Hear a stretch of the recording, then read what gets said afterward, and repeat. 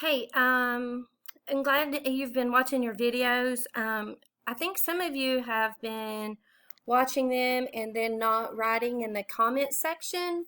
If you don't write in the comment section of the video, you do not get credit for having attended class. So if you were watching the videos, go ahead and do that because I see there's a lot more views than comments. So I'm guessing that there's some of you who are doing that but not making the comments at the bottom of the video. Let me show you what I'm talking about real quick. Let's just let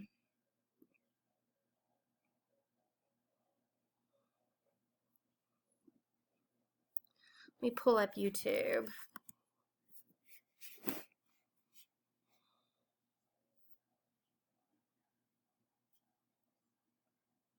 It's going kind of slow. Okay, so if I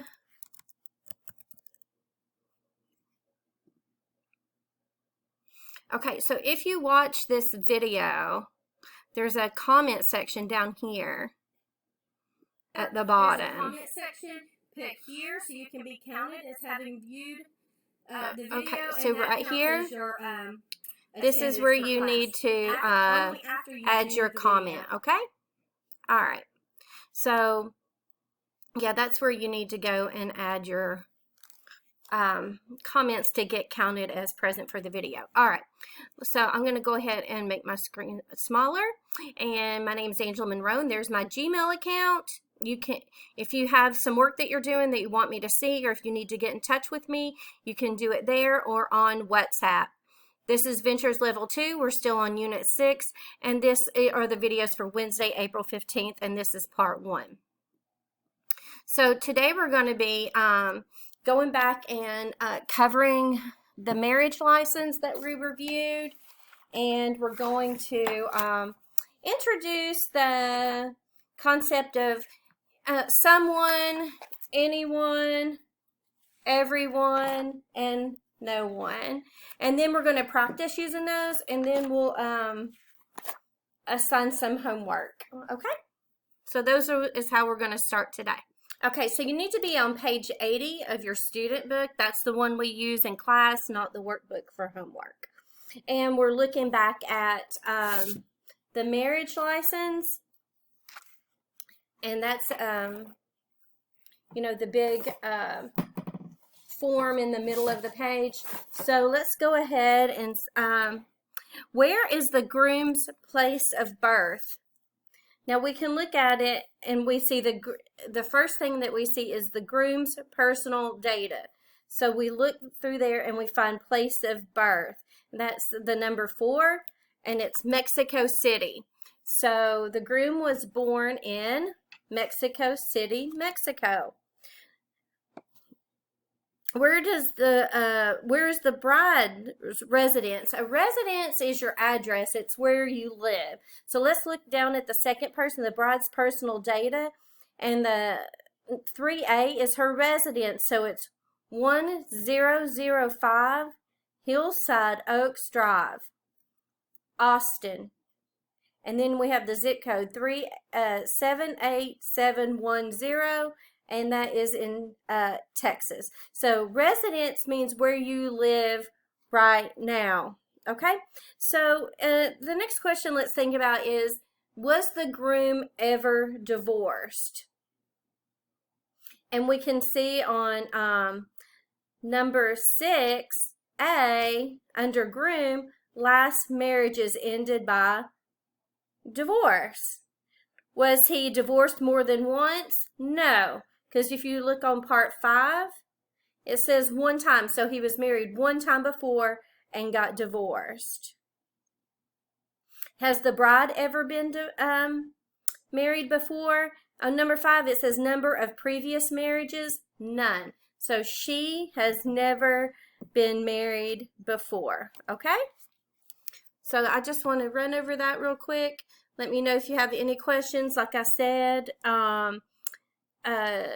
place of birth is where you were born, and your residence is where the address of where you live right now. Okay? And let's go to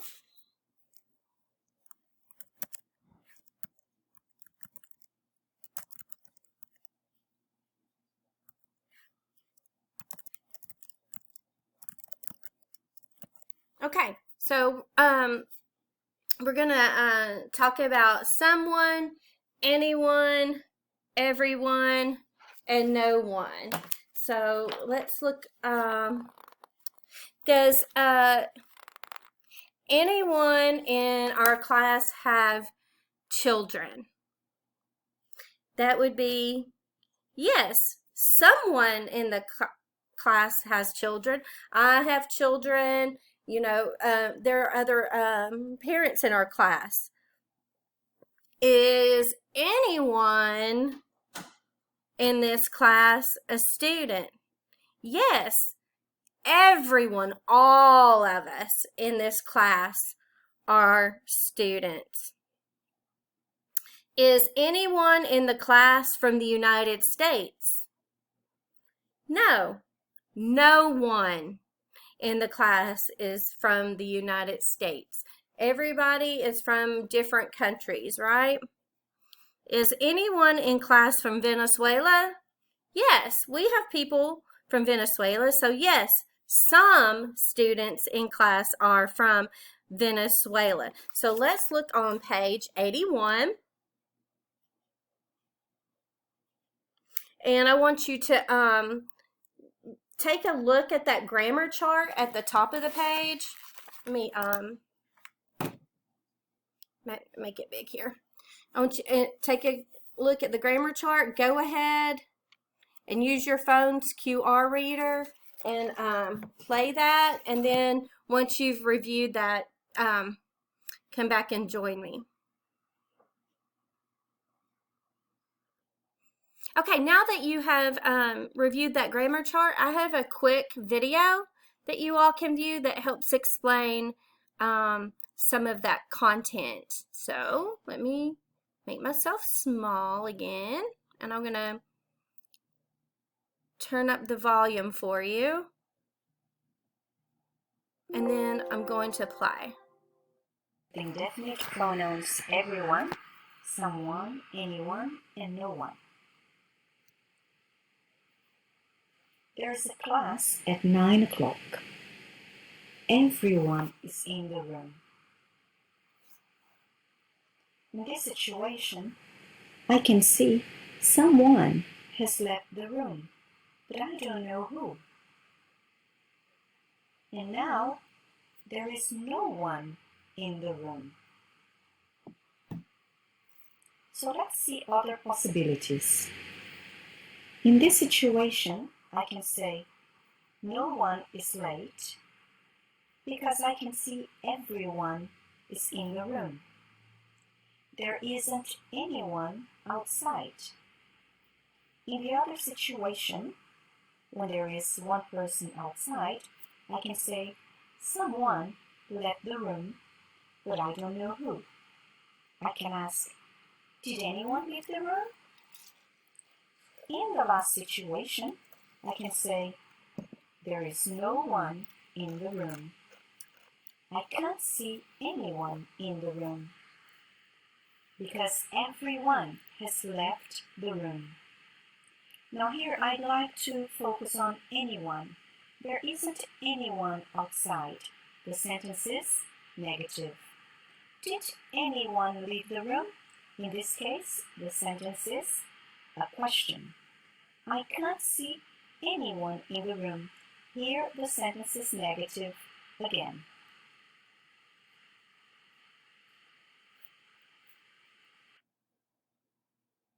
Okay, I thought that might be a good way to demonstrate. Why is my thing froze up? Sorry guys, I think my screen froze up for a second. So I thought that would be a good way to demonstrate those concepts pretty quickly. So let's go ahead and turn our book to page 81. I'm going to make my tab small again.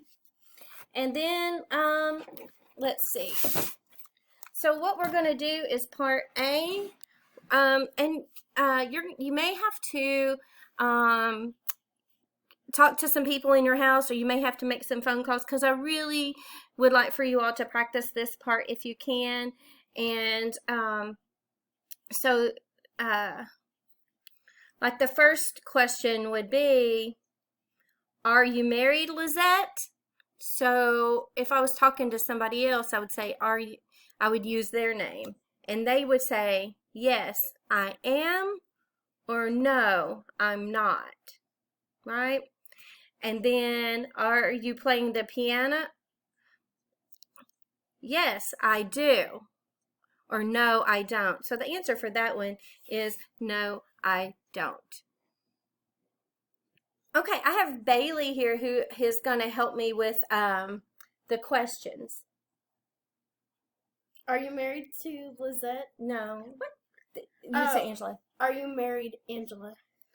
No, I'm not. Are you single, Angela? Yes, I am. Do you have children? Yes, I do. Do you have a brother? Yes, I do. Do you have a sister? Yes, I do. Do you have grandchildren? No, I don't. Do you have a middle name? Yes, I do.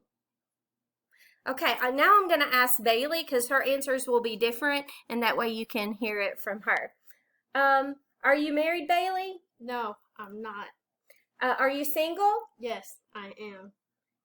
Do you have children? No, I don't. Do you have a brother? Yes, I do. Do you have a sister? Yes, I do. Do you have grandchildren? No, I don't. Do you have a middle name? Yes, I do. Okay, so good. So you will need to practice this with 2 to 3 people, and it's pretty easy, but that gives you some good building on conversational skills. Okay, so go ahead and do that, and then pause the video, and then after you've practiced those questions, come back. Okay, so I hope you got to practice asking and answering those questions with someone. I'm going to make my screen small, and let's look at some of these. So your doorbell rings. There's anyone, someone, or no one at the door. Well, anyone doesn't make sense. Someone, there is someone there because they rang the doorbell. No one doesn't make sense because then the doorbell wouldn't have rang. So the correct answer is there's someone at the door. Does anyone, someone, or either could be used here, know the answer? Does anyone know the answer, or does someone know the answer? We only need one person, so it could be anyone or someone. So either of those could be used for number 2. I spoke to anyone or someone. Either could be used about it yesterday. In this case, I spoke to anyone. You wouldn't just speak to anyone if you had a question, but you would speak to someone. I spoke to someone about it yesterday. There wasn't anyone, someone, or no one there at all. There wasn't anyone there at all.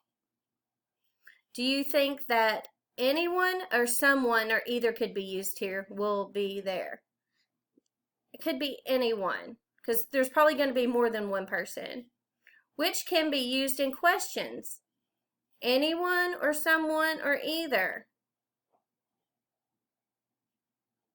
Either can be used in questions, which can be used as a negative verb. Anyone or no one? Well, since it says negative, we're going to say no one. Anyone believe them or no one believe them? We're going to say no one. Would anyone or someone like some more tea? You would say anyone. Anyone or someone, or either could be used, has left their umbrella behind. You could say someone. Shouldn't we ask someone for help? I was very upset because no one remembered to call me. Doesn't anyone care? You should have told someone about it. Okay? So those are your answers for our little grammar review. And I thought that would make for some good, you know, just some practice. Okay, so the unit was about time, so let's review some writing about time. So in the box, we see that her son was born in 1980. In 1978, she married Emilio Estefan. In 1990, Gloria was in a bus accident. She also wrote a book for children in 2005 and 2006, and she came to the United States in 1959. And she started to sing again in 1991. So we're going to use those phrases and fill in the blanks. Now notice that some of them have the time phrase in the beginning, in 1978, comma, in 1990, comma. And some of them have them at the end, in 1980, in 2005, 2006, in 1959, and in 1991. So we see that they use both of the ways we talked about time phrases in the paragraph, and it just makes it more interesting to read when you don't do it the same every single time. So let's read and fill in the blanks together. Gloria Estefan was born in 1957 in Havana, Cuba. She came to the United States in 1959. She started college in 1975. After she graduated, she became a singer with the Miami Sound Machine. It looks like, since it says they have 2 children, we know it's going to be about a husband. So in 1978, she married Emilio Estefan. They have 2 children. Her son was born in 1980, and her daughter was born in 1994. Let's see. So she broke her back, so that's the bus accident. In 1990, Gloria was in a bus accident. She broke her back. Her music is famous in many countries around the world. And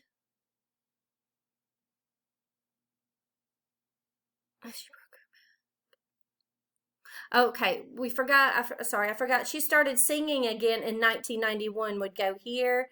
And then her music is famous in many countries around the world. And then we'll put in that she wrote books for children in 2005 and 2006, because that would be the next thing that happened if we're looking at the order of the times. So in here, we did timelines already. So we've talked about those. I want to skip down and look at this marriage license. Let me see if I can get my video out of the way. Okay. All right.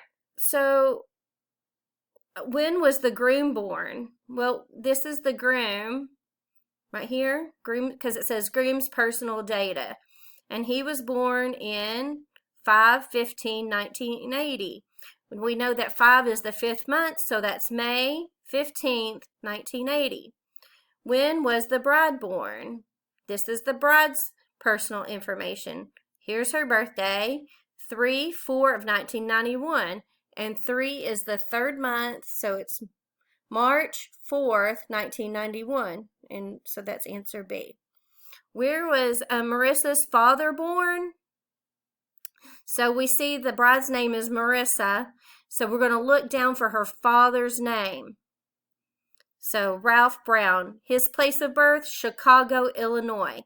So where was Marissa's father born? Chicago, Illinois. When was the wedding ceremony? So the ceremony date, so when they actually had the wedding, was 4/7/2013. So April 7th, 2013, because we know that 4 is the 4th month, and that is April. Okay, so we're at the end of video 1, so please leave your comments, and you can go ahead and start your second video.